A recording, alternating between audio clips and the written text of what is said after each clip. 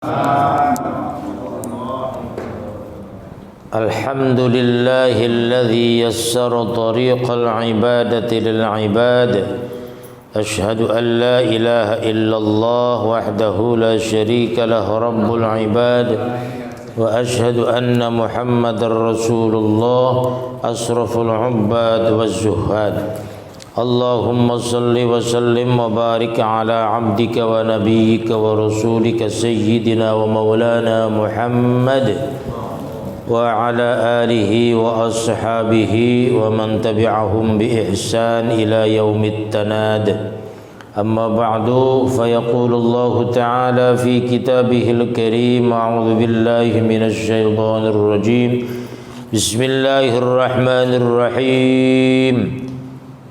واصبر نفسك مع الذين يدعون ربهم بالغداة والعشي يريدون وجهه ولا تعد عيناك عنهم تريد زينة الحياة الدنيا ولا تطع من أغفلنا قلبه عن ذكرنا واتبع هواه وكان أمره فرطا. Al-Kahfi 28. Wa qala an-nabiy sallallahu alaihi wasallam: ashaddun nas hasratan yawmal qiyamah rajulun amkanahu talabul ilmi falam yatlubuhu wa man tarakal ilma min ajli anna sahibal ilmi faqir aw asgharu minhu sinnan falyatabawwa maq'adahu minan nar. Sadaqallahul azim wa sadaqa rasuluhun nabiyul karim wa nahnu ala dhalika minasy syahidin wasyakirin walhamdulillahi rabbil alamin.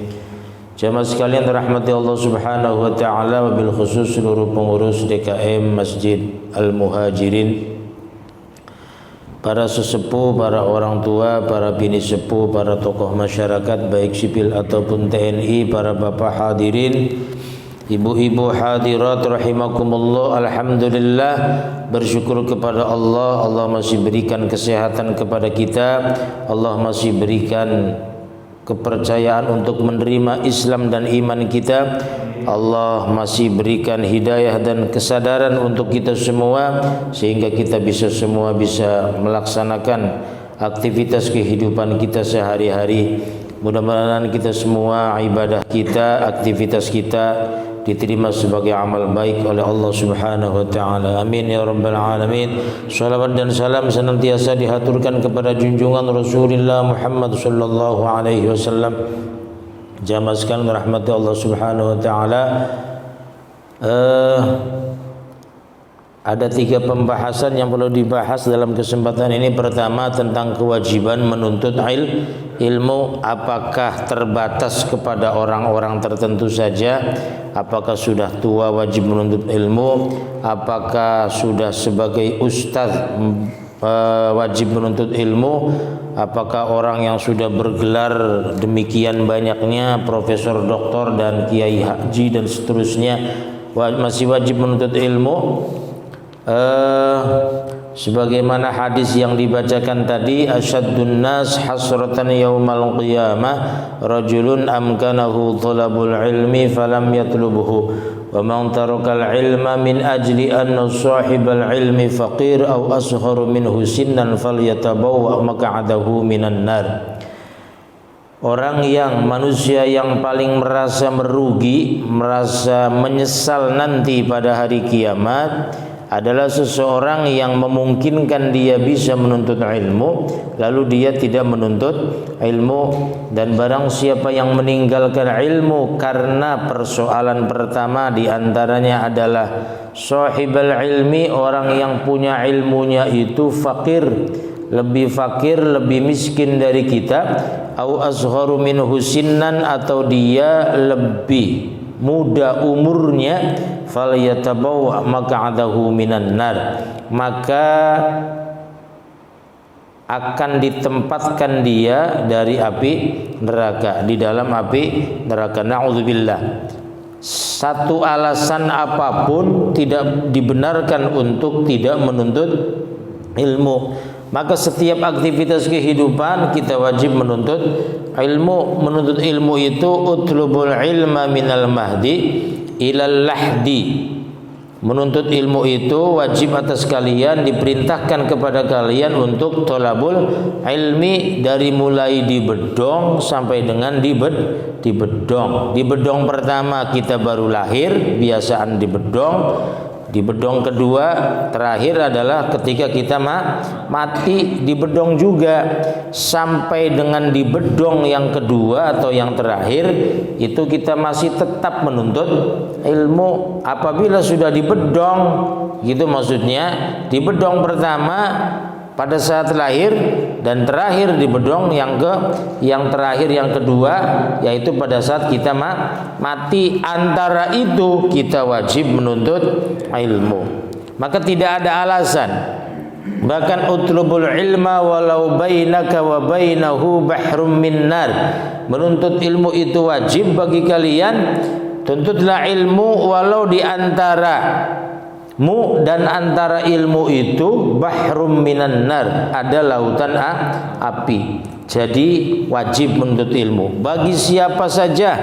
Bagi yang posisinya sebagai ustadz sekalipun wajib menuntut ilmu. Jangan merasa sudah alim, karena ilmu itu wa fawqa kulli dzi ilmin alim. Di atas langit adalah langit, ibaratnya begitu. Wa fawqa kulli dzi ilmin alim. Orang yang mengetahui pasti ada yang lebih mengetahui lagi, dan itu adalah Allah Subhanahu wa taala. Artinya kita jangan merasa sudah cukup tentang keilmuan ini. Kemudian persoalan yang kedua adalah persoalan yang dipertanyakan, orang yang meninggalkan sholat itu bagaimana hukumnya? Meninggalkan sholat secara sengaja. Mungkin di antara kita atau di antara orang-orang di antara kita seringkali meninggalkan sholat tanpa alasan. Meninggalkan sholat itu ada kalanya uzur syar'i, ada kalanya bi ghairi uzrin. Ada kalanya tanpa uzur.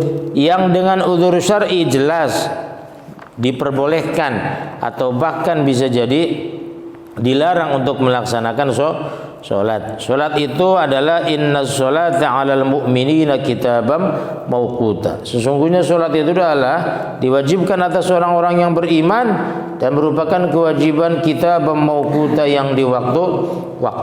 Artinya sholat itu adalah ritual kewajiban kita di dalam beribadah, menyembah Allah Subhanahu wa taala, bentuknya sholat, tetapi memiliki waktu khusus. Zuhur waktunya khusus, asar waktunya khusus, maghrib waktunya khusus, isya dan subuh juga waktunya khusus. Artinya kekhususan waktu ini menjadi syarat utama di dalam pelaksanaan ibadah tersebut. Apabila belum masuk waktu, ya kita belum boleh untuk melaksanakan sholat, karena syaratnya atau sebab masuknya belum, sebab dukhulul waktunya belum muncul. Kalau sudah ada, ya kita wajib. Bahkan kita tidak wajib segera itu amalia ibadah kemudian, bukan kewajiban bersegera.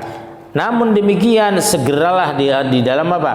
Ila maghfiratim mir rabbikum, kan, warahmah. Kita wajib bersegera untuk menuju maghfirah dan juga rahmat dari Allah. Kita wajib berebutan, wajib untuk bersegera untuk melakukan kebaikan. Karena kebaikan tidak mungkin, belum tentu akan muncul di kemudian hari. Artinya selagi kita masih sehat, kalau kita bisa berjamaah. Selagi kita masih sehat, segera sholat, laksanakan di awal waktu. Namun ada beberapa orang yang sholatnya itu kadang-kadang di sana misalnya disengajakan, apakah kesibukan kerja ataupun kesibukan yang lain. Kalau kesibukannya berupa kesibukan yang sifatnya wajib, sejajar dengan wajib seperti kita mencari nafkah untuk anak dan istri, itu adalah sebuah kewajiban. Sholat juga merupakan sebuah kewajiban. Keduanya tidaklah bertubrukan seharusnya, karena ada waktunya masing-masing. Dilalahnya kita ketika waktu-waktu sholat, kita itu justru kondisinya tidak melakukan kewajiban yang lain, seperti pas zuhur kita istirahat, kan begitu. Kita dikasih waktu oleh Allah, ya katakanlah oleh pimpinan dalam hal ini, ya kita sudah luar biasa islaminya ketika bekerja dalam sebuah perusahaan atau kantor, di waktu-waktu itu kita istirahat gitu maksudnya. Itu menunjukkan bahwa ruang itu, waktu itu sudah disetting oleh Allah Subhanahu wa taala supaya bisa melaksanakan. Lalu kemudian kita tidak bisa melaksanakan sebagaimana waktu yang disesuaikan atau diberi kesempatan oleh Allah Subhanahu wa taala, bagaimana? Nah, disesuaikan dalam pengertian ketika dalam perjalanan kita boleh qashar, boleh boleh jamak. Ketika kita dalam keadaan terpaksa, dalam kondisi genting dan sebagainya, tiba-tiba kita sebelum melaksanakan sholat, mau melaksanakan sholat, tiba-tiba kita terjatuh atau terjadi musibah atau terjadi sesuatu yang sehingga tidak bisa melaksanakan sholat. Nah, itu namanya uzur syar'i.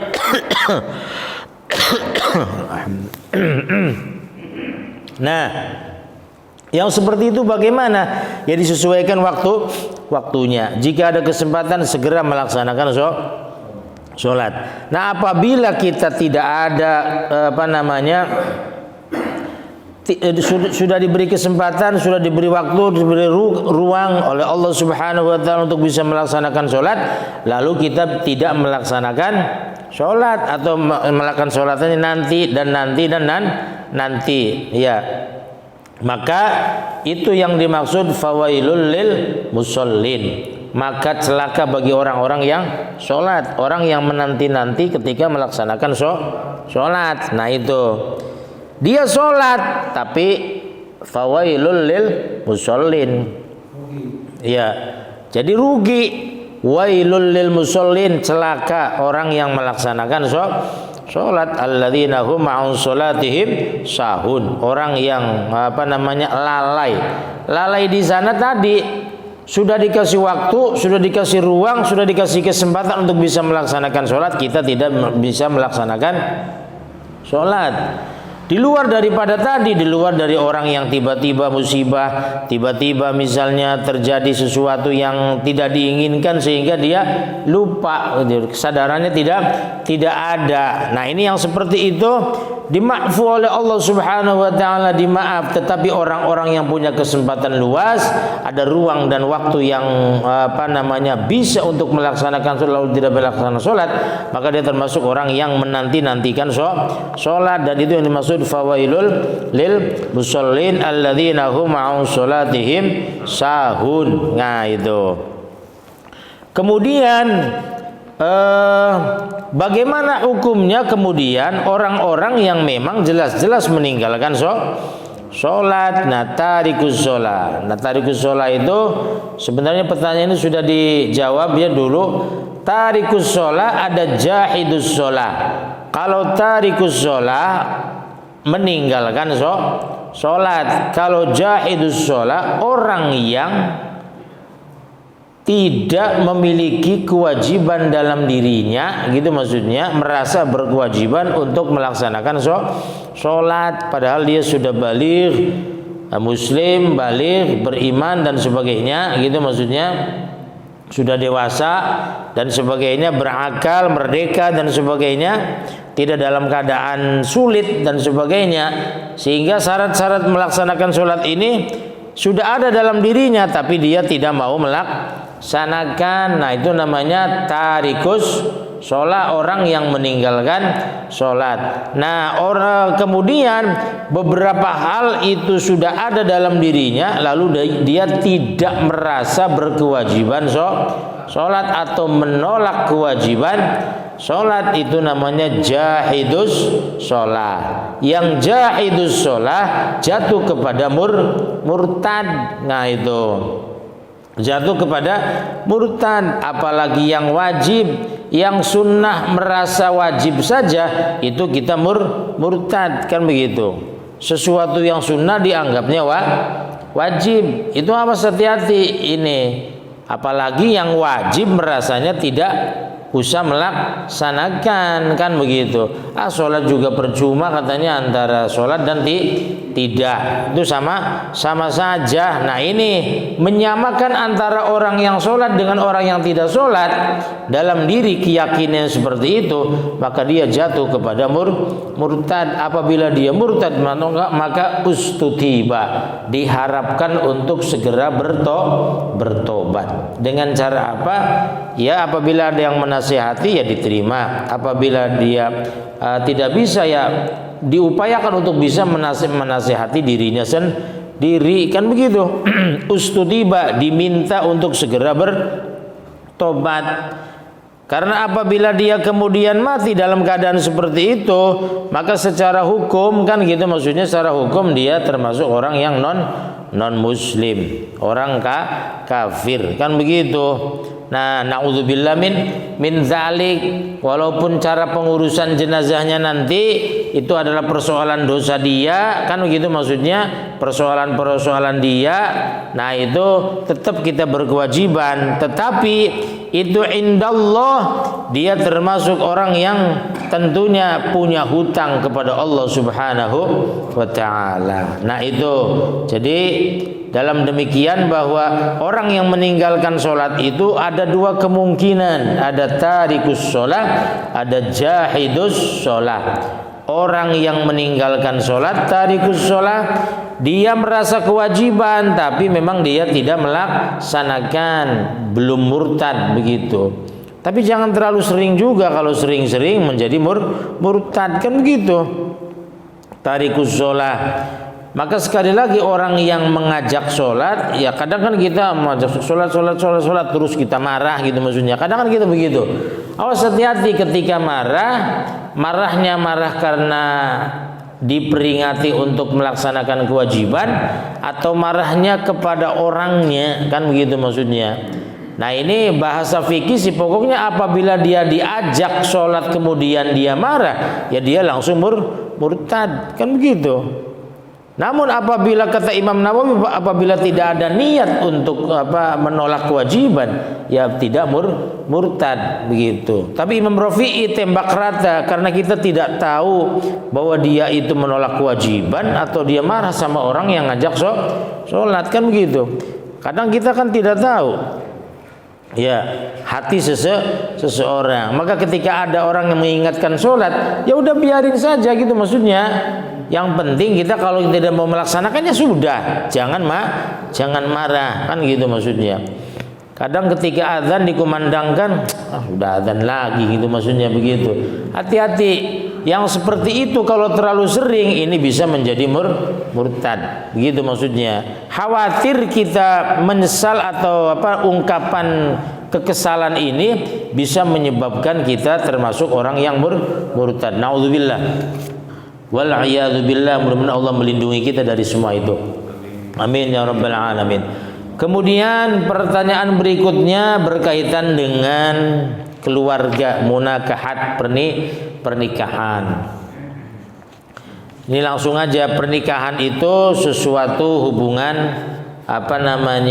perkumpulan atau kesepakatan antara suami dan istri. Lalu terjadi kemudian di tengah-tengah itu cerai. Nah, cerai itu, talak itu ada dua. Talak itu sebenarnya sesuatu yang halal tapi dibenci oleh Allah Subhanahu wa taala. Hadis nabinya, abghadul halal indallahi huwa at-talaq. Sesuatu yang paling dibenci oleh Allah adalah talak. Halal tetapi dibenci. Awas nih, jangan salah nih. Bukan tidak boleh talak, tapi talak adalah boleh, halal, ya, tetapi sangat dibenci oleh Allah. Ini ungkapannya jelas, hadisnya hadis sahih. Abghadul halal indallahi huwa at-talaq. Sesuatu yang lebih dibenci di sisi Allah atau menurut Allah oleh Allah adalah talak. Maka orang Islam diupayakan jangan sampai cerai. Apabila terjadi cerai, maka ada dua kemungkinan. Cerai itu ada talak raj'i, ada talak ba'in. Talak raj'i itu talak yang bisa kembali lagi dengan suami, gitu maksudnya. Kalau talak ba'in, talak 3, ibaratnya talak 3 namanya. Jadi saya talak engkau 3. Nah, apabila 3 itu, maka dia tidak boleh, ketika sudah jatuh, maka tidak boleh, gitu maksudnya, tidak boleh balik lagi. Kalau pengen balik ada beberapa syarat. Pertama, sudah selesai masa iddah. Iddahnya itu salah satu quru, 3 kali sucian. Pada saat dicerai dia misalnya dalam keadaan haid, berarti selesai haid dihitung 3 kali sucian, 3 bulan berarti. Ya, berarti lebih dari 3 bulan kan begitu. Ya, 3 kali sucian. Jadi selesai haid baru dihitung tuh 3 kali sucian. Nanti suci, haid lagi 1 kali itu. 1 kali sucian. Lalu bersuci lagi, suci namakan suci, haid lagi 2. Nah itu. Kemudian suci, haid lagi 3. Nah itu. Lalu setelah 3 kali sucian itu, dia harus menikah dulu dengan orang lain, tapi bukan dengan suaminya. Iya, dengan menikah dengan suami yang lain, dengan orang lain, dan sudah dipastikan sudah didukhul, sudah digauli. Kalau belum digauli, yang nggak boleh. Nah, setelah misalnya dia sudah digauli, dicerai lagi sama suaminya, suami yang keduanya, dan menunggu 3 kali sucian lagi, gitu maksudnya. Selesai 3 kali sucian, nah boleh baru menikah dengan yang pertama. Jadi berapa bulan? Ya sekitar kurang lebihnya 7 bulan. Nah, boleh suami yang pertama merencanakan itu, misalnya dia mau gabung lagi dengan dengan istrinya, gitu. Dia menyuruh orang untuk menikahi, boleh itu.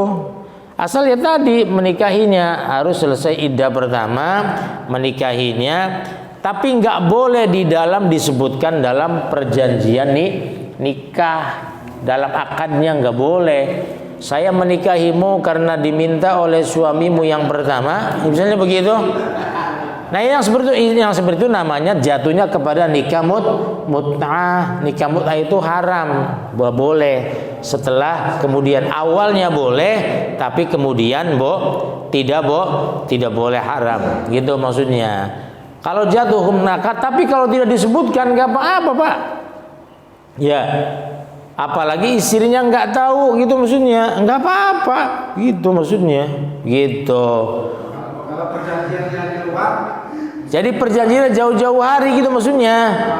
Yang nggak boleh itu di pas akadnya. Kalau pas akad nanti kamu saya cerai nanti setelah 3 bulan, itu nggak boleh. Nikah begitu tuh nggak boleh masa waktu. Tapi kalau misalnya terjadi di pertengahan itu cerai, itu nggak ada masalah, gitu maksudnya. Jadi kalau nikah biasa nih kita, tapi ada syarat. Saya menikahimu selama saya berada di Bandung, gitu maksudnya. Kalau selesai di Bandung, tugasnya kita pisah. Nah itu nggak boleh tuh. Sudah di awal sudah nggak boleh, nikahnya nggak sah, maksudnya begitu. Tapi kalau kita menikah misalnya nih kerja di Bandung, dinas, punya istri lagi di sana karena jauh Bekasi, gitu maksudnya. Mau pulang juga sulit. Nah, disebutkan dalam perjanjian tidak sah nikahnya, gitu. Kalau disebutkan dalam akad, ngerti nggak nih? Khawatirnya nggak ngerti nih. Di dalam akad nikah, apabila disebutkan perjanjiannya, tetek bengek dan sebagainya dan menyebabkan menjadi pisah, itu tidak boleh, tidak sah. Ya. Kalau sebelum jauh-jauh hari, ya dia sudah niat seperti itu, yang nggak ada masalah. Tidak disebutkan dalam akad nikah, tidak masalah. Yang boleh dalam syarat pernikahan tuh, saya menikah denganmu tapi dengan misalnya dengan syarat kamu harus selesai S1 dulu. Nah itu maksudnya nggak apa-apa, itu yang seperti itu. Itu namanya perjanjian dalam pernikahan. Atau misalnya saya mau menikah denganmu tapi berikan mas kawinku misalnya 2 kilogram emas misalnya. Ya boleh itu seperti itu. Boleh yang seperti itu, gitu maksudnya. Tapi kalau justru misalnya saya bisa menikah, berarti kan misalnya sekarang baru 10 gram nih, kan begitu. Nanti boleh ngutang, boleh nyicil. Iya, diangsur. Ya, boleh kan itu. Yang namanya nikah itu halan dengan nakdan kan. Belum lunas cicilannya udah cerai. Belum cicilannya, ya dia laki-laki punya hutang lah. Dia tetap punya hutang. Ya belum lunas misalnya dia nih, tapi belum cerai. Keburu cerai gitu maksudnya. Ya si laki-laki punya hutang mas, kamu wajib dibayar itu. Nah itu artinya apabila si laki-laki itu menceraikannya padahal dia maharnya belum lunas, dia punya hutang. Tapi nikahnya sah nggak? Sah, karena nikah itu boleh halan, tunai, boleh nakdan. Nakdan itu utang artinya, begitu. Jadi akad nikah tuh zawajtuka wa ankahtuka, aku nikahkan dan aku kawinkan engkau, kan begitu, dengan putri kandung tuh ibnati misalnya siapa, si A begitu. Bimahri misalnya bimahri bimahri thaniyati ajram 3 kilogram gitu misalnya, 3 kilogram emas gitu, minat zahab misalnya, nakdan utang gitu maksudnya begitu. Sekarang DP-nya 10 gram dulu misalnya begitu, itu boleh gitu maksudnya. Tapi kita kan kadang pemahamannya bahwa masa mas kawin itu diutang, lah nggak apa-apa, itu boleh dalam fikih diutang misalnya. Gimana? Nah, pertanyaannya kalau tadi katakanlah boleh utang, pertanyaannya kalau terjadi umpamanya satu atau tiga itu ahli warisnya wajib bayar. Ya ditanya si istrinya, ini suami punya hutang sama kamu mahar belum lunas gitu, mau diikhlaskan atau mau harus dibayar gitu misalnya. Karena perjanjiannya harus dibayar misalnya, ya dibayar ahli warisnya atau kekayaan yang ada untuk melunasi utang-utangnya gitu, termasuk gitu. Ahli warisnya istri-istrinya juga. Kalau istrinya banyak berarti ya, istrinya banyak juga. Ya ahli warisnya iya istrinya juga. Dari harta benda diambil dulu untuk bayar utang, baru diwaris. Misalnya rumah dijual gitu maksudnya untuk bayar utang, lah boleh gitu. Ya, paling kan digambarin sama keluarga laki-lakinya kan terlalu banget katanya begitu. Ya cuma boleh itu yang seperti itu, hak daripada si wanita. Lalu begini, suami yang menceraikan istrinya itu apakah masih berkewajiban, pertanyaan berikutnya ya, apakah masih berkewajiban untuk memberikan nafkah apabila cerainya cerai talak rojai tadi, yang bisa kembali tuh yang di bawah 3, 1, 2 saya talak engkau 1, nah itu masih berkewajiban memberikan nafkah kepada istrinya, wasukna dan juga tempat tinggal. Nah ini awas ini, hati-hati. Orang kalau cerai sudah bebas gitu, padahal dia berkewajiban memberikan nafkah dan tempat tinggal yang layak bagi istrinya begitu. Nah, apabila talak bain bagaimana? Kalau talak bain apabila dia punya anak atau lagi mengandung, maka masih tetap berkewajiban untuk nafkah dan tempat tinggal. Tapi apabila tidak punya anak dan tidak sedang mengandung, maka cuma kewajiban tempat tinggal doang, nafkah tidak wajib. Kalau dia nggak punya rumah ya dikontrakin. Ayo, pada bengong. Jadi seakan-akan kalau udah cerai udah begitu. Tidak, gitu maksudnya. Masih berkewajiban.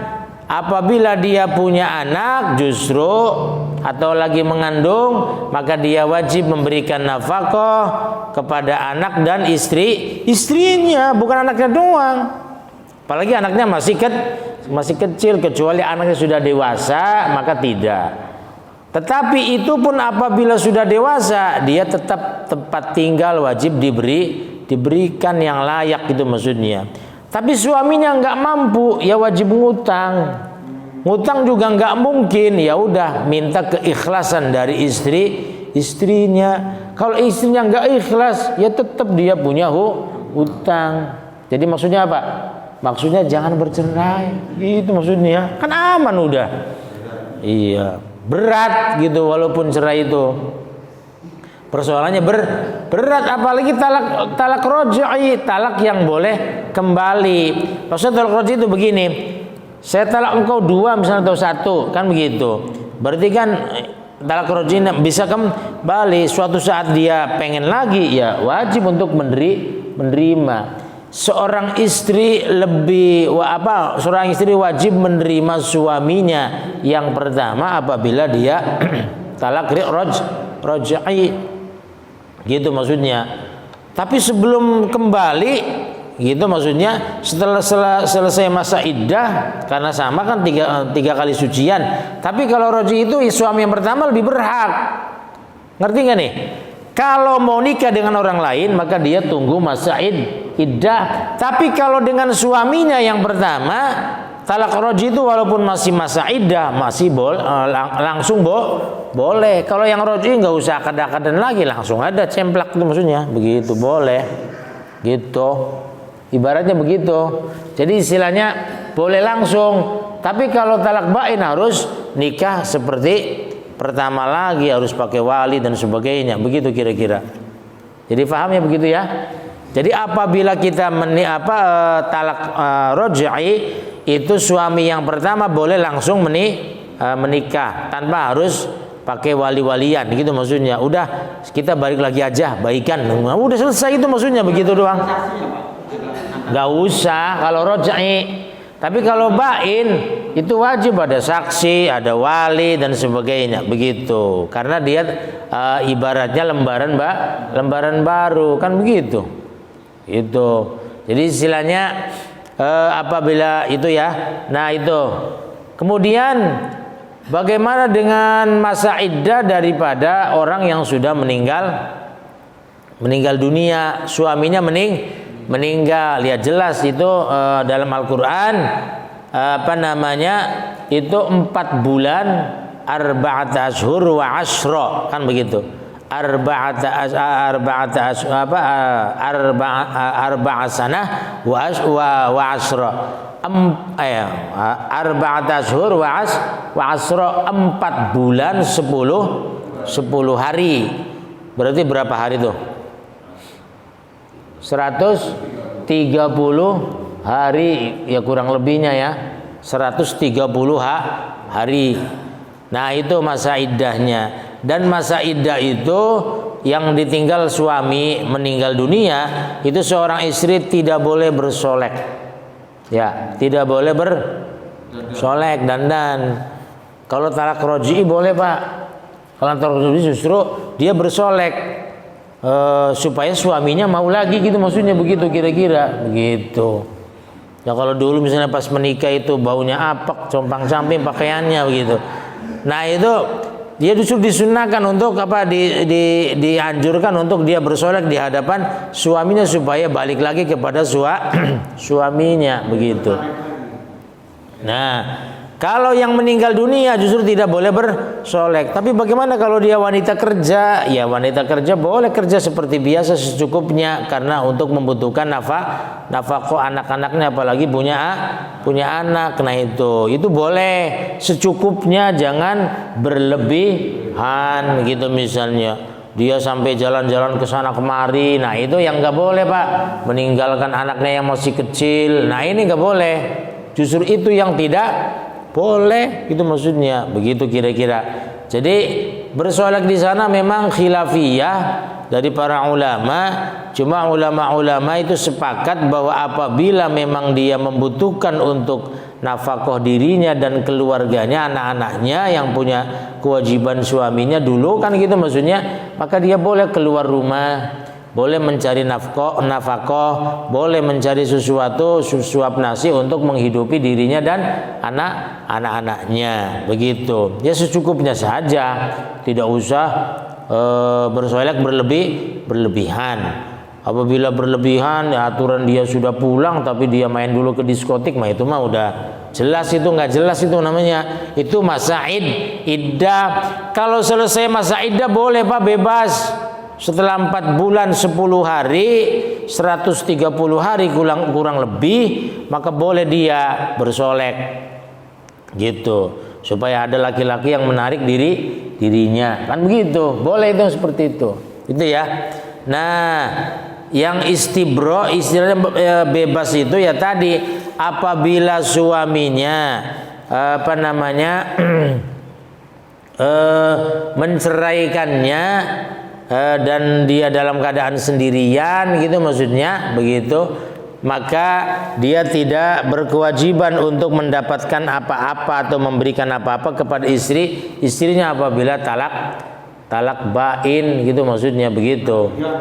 Talak 3 iya. Nah itu enggak, masa iddah mah tetap berlaku dulu setelah masa iddah. Nah itu itu boleh. Nah selama masa iddah maksudnya itu si suami apabila tidak punya tidak punya anak, tidak punya dan juga tidak punya tidak ada kandungan dalam perutnya, maka itu dia berkewajiban masa iddah berkewajiban untuk memberikan sukna, memberikan tempat tinggal tanpa nafkah. Tapi kalau ada kandungan dan ada anak, maka dua-duanya wajib nafkah dan tempat tinggal selama masa iddah dan juga selama anak belum dewasa. Kan gitu maksudnya. Apabila anak sudah dewasa, sudah besar, ya lain hal, gitu maksudnya begitu. Dan sudah selesai masa iddah, gitu maksudnya. Jadi selama masa iddah berkewajiban loh Pak. Tidak boleh kita membiarkannya begitu saja. Lalu bagaimana yang meninggal dunia gitu maksudnya? Apakah dia ahli waris daripada, ini kan ahli warisnya anak dan istrinya kan begitu ya. Nah ini keluarganya dalam keadaan kurang, misalnya dalam keadaan kurang itu maksudnya tidak berkecukupan, suaminya pada masa hidup tidak berkecukupan, bagaimana? Ya apabila keluarga yang lain, misalnya adiknya suami, kakaknya suami yang punya harta berlebih, maka ibarat dia itu tanggung jawabnya diberikan kepada mereka, begitu maksudnya, kepada mereka. Dan itu sama dengan mengurusi anak yatim itu. Dan kalau anak yatim selamanya tuh. Nah untuk istrinya, istri dari keluarga kita misalnya dari kakak atau adik kita, maka itu kewajibannya masa iddah berarti sekitar 4 bulan 10 hari. Setelah 4 bulan 10 hari ya silakan untuk mengatur dirinya. Apabila kemungkinannya tidak ada, ya tidak bisa memberikan, ya tidak apa-apa. Tapi kalau kita berkecukupan, ya alangkah baiknya kita memberikan sedekah atau memberikan kebaikan kepada orang yang terdekat di antara keluarga kita, termasuk mantan-mantan istri-istri dari saudara-saudara kita yang dalam keadaan kekurangan atau dalam keadaan tidak berkecukupan, membutuhkan uluran kita itu lebih berhak. Wa atizal qurba haqqahu wal miskin, kan begitu. Dan berikan zakat, sedekah dan kebaikan-kebaikan kepada zal qurba, orang yang terdekat, haqqahu yang berhak, begitu. Kecuali dia janda kaya dan sebagainya. Ya, kadang kita baiknya orang kan begitu.